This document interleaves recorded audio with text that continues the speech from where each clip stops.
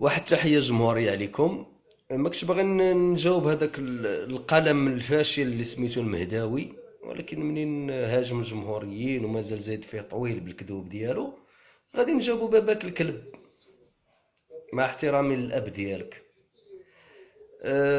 دخلتي للمنزل ديال الزفزافي ويعني وقلتي بالفم ديالك في الفيديو بان الدار كانت مرونه وكانت انت كصحفي كون كنتي صحفي نزيه كنتي غتصور لينا الروينه ديال الدار.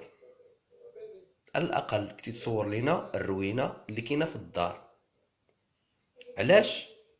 باش تبين للعالم وللمغاربه خصوصا اللي كتضحك عليهم شنو دار، شنو درتو نتوما المخزن، حيت انت مخزني القرض وبزاف عليك الصحافه وبعد من الصحافه. انت وخالد الجامعي والقاضي السابق الهيني قروده ديال محمد السادس.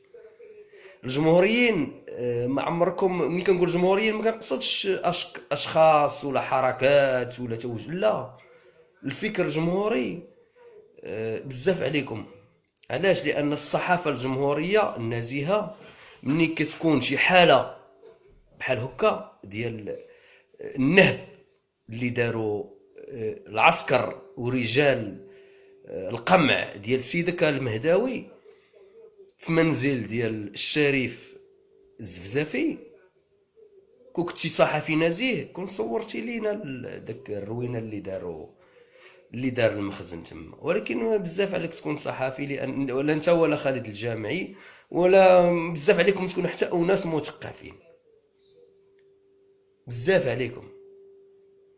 تحية الجمهورية المغربية، تحية الجمهورية المغربية، تحية الجمهورية المغربية.